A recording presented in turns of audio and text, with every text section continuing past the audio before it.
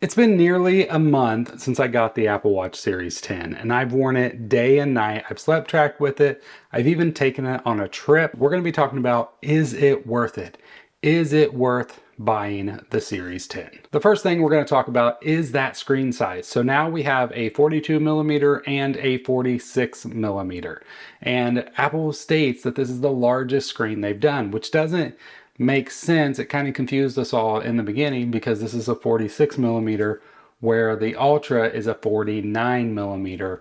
But if you look at the tech specs, these displays, the actual display size is actually wider than the Ultra. It's not as tall as the Ultra, but we're talking like 20, like super little bit. I mean, on both cases, like it's just barely a little bit shorter, barely a little bit wider. There's not that big of a difference between it and the Ultra display. And it's just pretty crazy that they can fit it in such a small device compared to the Apple Watch Ultra. Is the screen size worth the upgrade? Well, in most cases, I would say no for most people because screen size is something you get used to pretty quickly. Like I'm already used to it. It doesn't really affect me at all. Like, it just looks the same. We don't really get any new watch faces that are only for the screen size. I was really hoping that we'd get some of the Apple Watch Ultra faces, but we're not getting those. I don't see Apple ever giving us those. At first, I thought there was really a chance, but then the more I thought about it is, yes, the 46 is basically the same size as the Ultra screens, but the 42 millimeters not, and I don't see Apple giving a watch face to the 46 millimeter and not the 42. So we're not going to see those watch faces, and that's been my biggest struggle with coming over from the Ultra is trying to find a watch face that works well for me because the modular Ultra face is hands down the best face that Apple has ever made for an Apple Watch. So the one I've kind of landed on is the one that I used before I went to the Ultras, and it's the infograph watch face. So it has plenty of complications. You get like 8 complications, maybe even 9 kind of ish. And it just works really well. It gives you all that data in one spot, kind of like that modular Ultra gave us. So far I'm really liking it. I do go back and forth between watch faces. I am using some of the new watch faces. Sadly, like I'm not thrilled with the new watch faces that we got this year. Now don't get me wrong, they're really nice. That Flux one I really love. The new Photos face is pretty nice as well, and I love the second hand thing, but that still, as of right now, I just installed beta 5 of 11.1 and we still don't get a second hand on any of the old watch faces. So far that is only there for the Flux watch face and the Reflections watch face. Now there is an activity watch face that we do have it, which really doesn't make any sense. It's one of the only digital ones that has a second hand on there to begin with. But that one is there and you can get the update. But all the other watch faces that we have with the moving hands, it's moving second hand. It just goes away on the always on display, which is just, I'm like, come on, Apple, you can do better than this. Please give us that. That's just, it's not that much. So hopefully we get this in the very near future. But as of right now, we still don't have it with the latest beta that was released. So I don't know. It may be something we have to wait till 11.2 before we get. Now, something I'm kind of like shocked by is just how much I've enjoyed the double tap feature. Now, I tried this with the Series 9 before I switched back to the Ultra 1. And I have some videos on how you can even enable stuff like this. You can actually enable the double tap feature on old devices. Doesn't work as well, but you can do other things to make it even better in my opinion. But I have really enjoyed this double tap feature more than I thought I would. Especially if you're using a watch face that doesn't offer you a lot of complications. It's really nice just to double tap your finger and just go through all those little widgets that you have. You can set them up to be your like secondary complications. And I've been using this a lot to go through when I use that Flux watch face. It works really well. It's also great for answering calls and responding and dismissing notifications, all that kind of stuff as well. It's just kind of nice to use it for those. I wish the Workouts app was a little bit better. I was able to enable it to actually like show my rings during a workout or go back to actual workout stats. That was nice, but I would still personally rather have a pause, unpause feature with that double tap rather than just showing my rings. Now, the mic and the speakers sound amazing. I'll be honest, the audio playback is something that I've not even really used. Like, it's just one of those features that I could really care less about because, like, how often are you going to be listening to music or a podcast or whatever from your watch speaker? It's just not something that you would really do, or at least not something I would really do. If you're somebody that really loves that feature and you really want that feature and you have a use case, leave a comment down below because I'd honestly love to hear what's your use case for it. Because me personally, I mean, I also do have HomePods throughout the house, so I don't need a way to listen to stuff. And if I'm listening to any kind of music or audio and I want to listen to it from my devices, I pretty much always put my AirPods in. So in my cases, it's not really that useful, but let's go ahead. I will demo it for you in case you haven't seen it yet. So if I go in, I'm going to use the Overcast app so I can use a podcast and I don't have to worry about like copyright and all that kind of stuff. So right here, I have my most recents, which are stored directly on the watch. And then if I go ahead and scroll down just a little bit to one right here that's already downloaded. And I've been at it now for 2.5 years. And like, even based on the stuff I learned today, I know. Okay, it's a little fast right now. Let me slow them down. I'm not good. I'm not good yet. I mean, I'm good at what I do as a business. I'm good at that. I'm not good at YouTube yet. I'm not good at social media yet. But I'm going to keep doing it. And I promise you, in 10 years, you're going to see what good looks like. Because I'm not just So yeah, so it works really well. The speaker's loud, it sounds good, the quality's pretty good. It's not like listening to music good, but it's decent.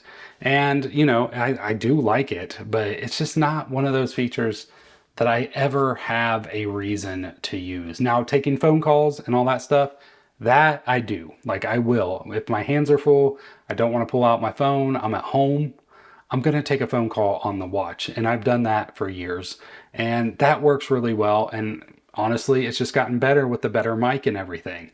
But overall, this is just not something I'm going to listen to music or do anything like that. That new feature that allows that just isn't a reason in my case to upgrade. Maybe you're one of those people, like I said, leave a comment down below if you are, that this feature alone makes it worth upgrading. But for me, that's not a real reason to upgrade. Now, as I mentioned earlier, I did take this on a trip with us and it was amazing. Like it worked really, really well.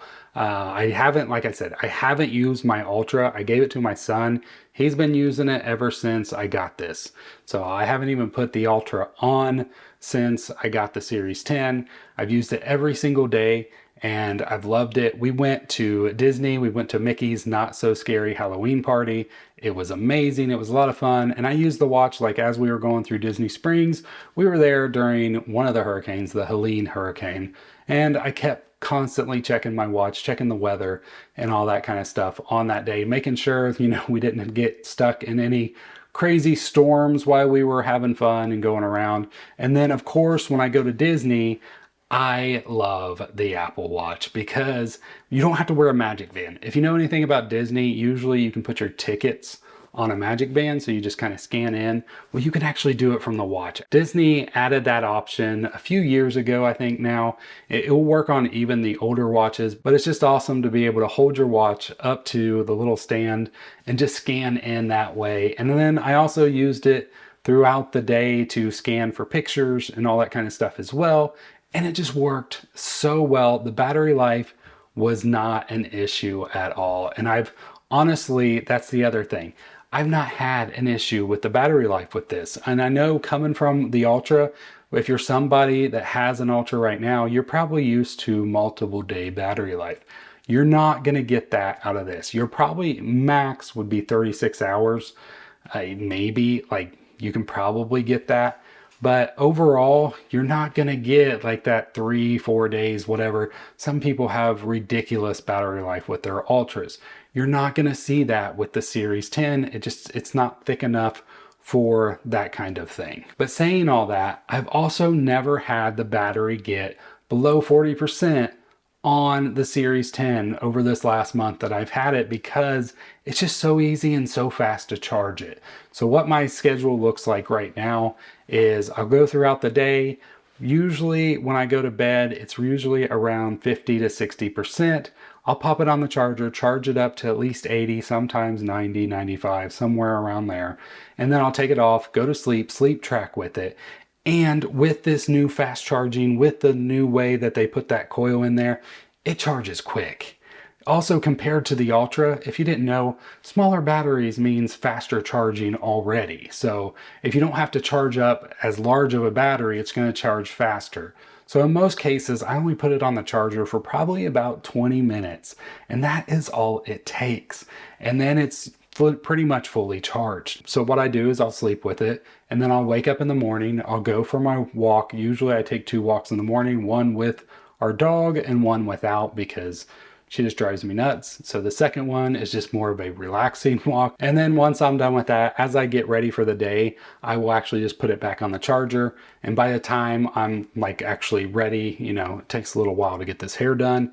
Not really, but within 10, 20 minutes or so, I'll take it back off, and it'll be at least at 80%. And that will get me through the rest of the day until I charge it at night, when it hits around 50 to 40%. Overall, battery life is not an issue for me. Now, I understand some of you, it could be. But for me, that is not a reason not to upgrade. So if you already have the Ultra and you're really wanting to go to the Series 10 and you think you can do okay with charging the watch at least once a day, you will be perfectly fine. Now, if you don't think you want to go multiple days without charging, the Ultra is for you. You probably shouldn't upgrade.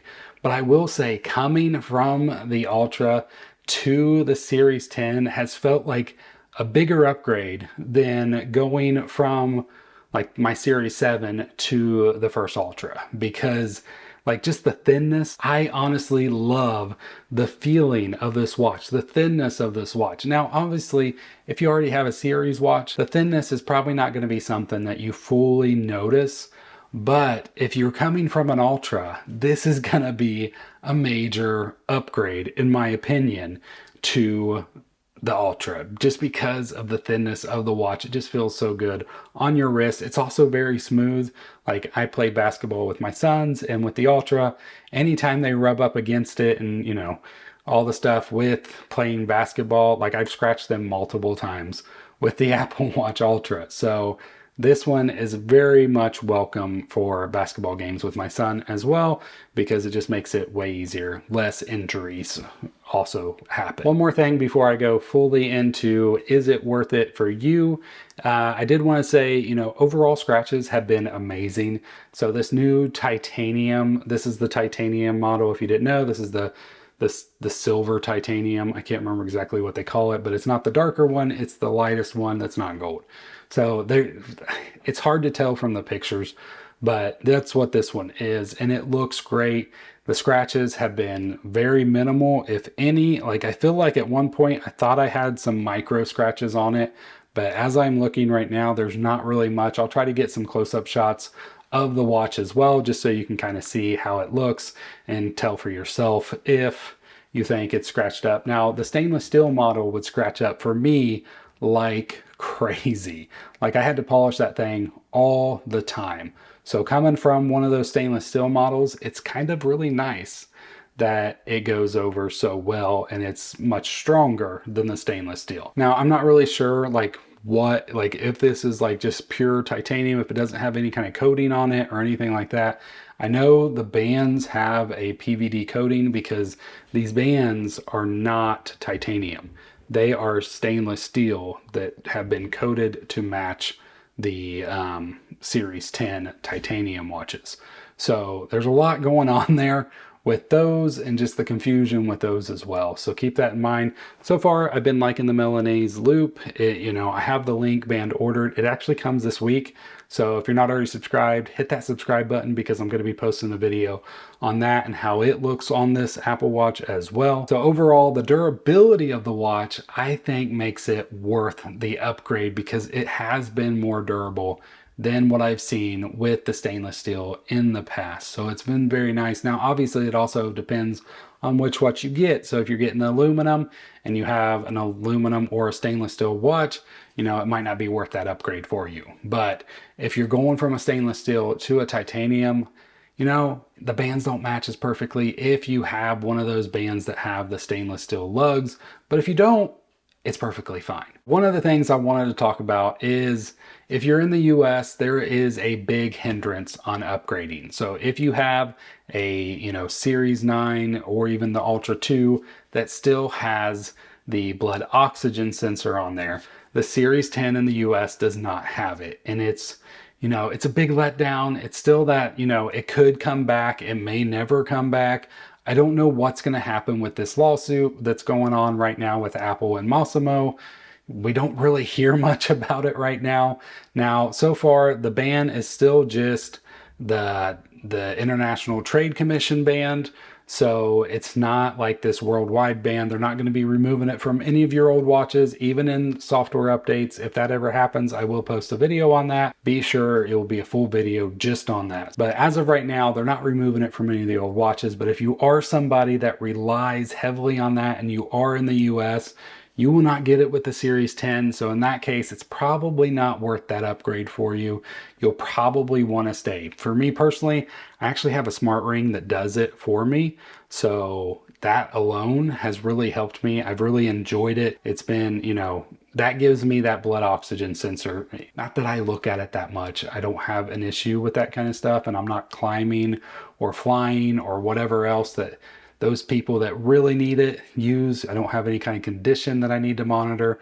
So, but I do have it on the ring. So not having it on the watch hasn't been that big of a downgrade for me because I already have it. Now, I still want it back because I think it's awesome and I love that feature. But as of right now, it is gone. The app is still there. So Apple is really planning on bringing this back. Like they're fighting to make sure they can bring it back. So I expect it to come back one way or another, whether Apple has to pay Massimo or they win the lawsuit and they just get it back.